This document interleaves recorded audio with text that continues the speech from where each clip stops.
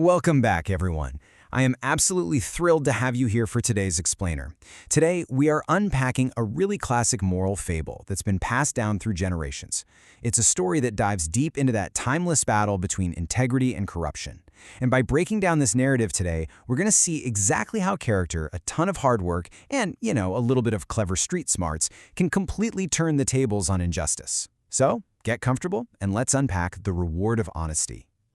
Okay, let's dive right in. The big question we're tackling today is this. When honesty faces greed, who actually wins? I mean, it sounds simple, right? In a perfect world, the honest person always comes out on top. For sure. But in reality, and especially in the gritty beginning of our story, greed has a massive structural advantage. We're going to follow a protagonist who starts with absolutely nothing, goes up against a very powerful antagonist who seemingly holds all the cards, and we'll see exactly how this high-stakes dynamic plays out. All right, part 1, Famine and a New Beginning. Let's look at Bhushan's journey. Imagine fleeing a devastating famine that just completely wiped out the crops and water in your home village. You're hungry, you're desperate. That is our guy, Bhushan. He arrives in a new place called Vijaypur, looking for literally any work he can find just to survive. And here, he meets a wealthy farmer named Jagat Seth. Touched by Bhushan's situation, Seth offers him a job. But I want you to grasp the sheer scale of the manual labor required here. Bhushan is single-handedly tasked with caring for 100 massive animals, 50 cows and 50 buffaloes. He has to shovel their dung, provide their fodder, and fetch their water every single day, morning and night. And his accommodation? He doesn't even get a room. He's given a spot to sleep right there in the cowshed, completely surrounded by the animals. So yeah, not exactly a 5-star hotel. Now get this, 200 rupees. That was his entire monthly salary, alongside 2 free meals a day from Jagat Seth. It is a really meager sum, but for a man fleeing a famine, it's an absolute lifeline. Bhushan accepts the terms with immense gratitude, and he promises to do the work with complete honesty and total dedication. Moving right along to part 2, honesty and hard work, and how he starts building a future. So how does he do? Well, looking at his path to prosperity, it's pretty incredible. He arrives completely empty-handed. But because he takes such meticulous, clean care of the cattle, their health improves, and they actually start producing significantly more milk. Jagat Seth is so blown away by this boosting quality and yield that he doubles Bhushan's salary, up to 400 rupees a month. With this extra income, Bhushan gets his first real taste of independence. He builds a small, clean hut of his own, so he finally doesn't have to sleep in that incredibly smelly cowshed anymore. And over the years, through just relentless frugal living, he manages to amass a life savings of 5,800 rupees. But you know how it goes, right? With a bit of wealth comes a whole lot of vulnerability. As Bhushan's savings grow, so does a wave of thefts in the village of Vijaypur. Because Bhushan works all day at the farm, his little hut is left completely empty and unguarded. Terrified of losing his life's work, he asks his boss, Jagat Seth, for some advice. Seth points him to the safest place in the village, the local Zamindar, or landlord, who has this rock-solid reputation for being a highly honest, heavily guarded man. And that sets the stage for our main conflict in part 3, the greedy landlord's big betrayal. So Bhushan takes his boss's advice and brings his money to the Zamindar for safekeeping. 5,800 rupees. I really want you to feel the weight of that number. To the Zamindar, sure, it might be pocket change. But to Bhushan? This represents years of shoveling dung, sleeping in the dirt, and saving literally every penny. When Bhushan hands it over, he asks the Zamindar to count it. But the Zamindar plays the role of the benevolent leader flawlessly. He refuses to count it, hypocritically telling him, "You are Jagat Seth's man. I trust you completely." No paperwork is signed, just a verbal agreement based entirely on this supposed trust. This whole situation brilliantly illustrates the two faces of our antagonist.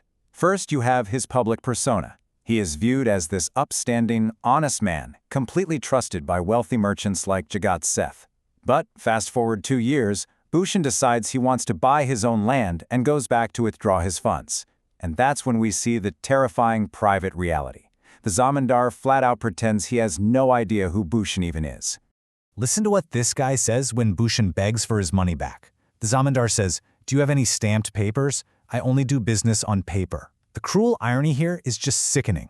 This is the exact same man who outright refused to count the money or do paperwork 2 years earlier under the guise of trust. When Bhushan cries and pleads for his hard-earned money, the Zamindar calls him a fraud, orders his guards to beat him until he's unconscious, and literally throws him out onto the street. 2 days later, a horrified Jagat Seth finds his beaten worker in bed, realizing with dread that he accidentally sent his most loyal man right into a trap.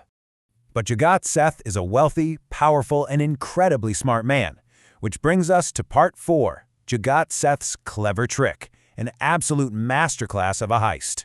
500,000 rupees, $500,000. This is the massive bait Jagat Seth prepares. He fills a suitcase with this staggering amount of cash and marches right up to the Zamindar's house. Let's break down the anatomy of the psychological heist, because it is just brilliant at using someone's own greed against them. Step 1. The bait. Seth flashes this massive fortune to the Zamindar. Step 2. The hook. Seth lies. He says he's leaving the state for months on business and needs a deeply trusted man to guard this fortune. Well, the Zamindar's eyes light up. His greed completely blinds him to any suspicion whatsoever. Step 3. The squeeze. Right on cue, Bhushan walks in. Now, to prove to Jagat Seth that he is an impeccably honest man who can totally be trusted with 500,000 rupees, the Zamindar profusely apologizes to Bhushan, blames his guards for a terrible misunderstanding, and immediately hands Bhushan his 5,800 rupees back. And step 4, the escape. As soon as Bhushan safely leaves with his money, Jagat Seth's servant comes rushing in, completely out of breath, shouting that the business trip is cancelled because the merchants are coming to them instead. Seth politely takes his 500,000 rupees back, leaving the Zamindar entirely empty-handed. It's just a spectacularly satisfying conclusion. Which brings us to our final section, the true reward of honesty and the final outcome for everyone involved. So, let's look at the final tally. Where does everybody end up after the dust settles on this trick? Well, look at Bhushan. He started beaten and robbed, but because of his proven track record of honesty and hard work, he earned the loyalty of a very powerful ally and ultimately recovered his full 5,800 rupees. Jagat Seth risked his own wealth to right a wrong, but he keeps his money and saves his worker. And the Zamindar? He was holding 5,800 rupees in stolen funds, but because his immense greed made him reach for $500,000, he lost the stolen money, he lost the giant deposit, and his true corrupt nature was silently exposed to the wealthiest farmer in the village. The story actually summarizes this whole saga with a really beautiful, grounding thought. Jagat Seth tells Bhushan, God never harms those who earn with honesty and hard work, and those who eat illicit earnings never prosper. The Zamindar's illicitly gained wealth couldn't satisfy him. His hunger for more became the exact trap that undid his theft. Before we wrap up this explainer, I want to turn it over to you. Has greed ever destroyed good opportunities in your life? Whether it's in business, in relationships, or just everyday decisions, the Zamindar's trap is a psychological one we can all occasionally fall into. Reaching for too much can sometimes cost you everything you already hold. Thank you so much for joining me to unpack this story today. Keep learning, keep analyzing, and I will see you in the next explainer.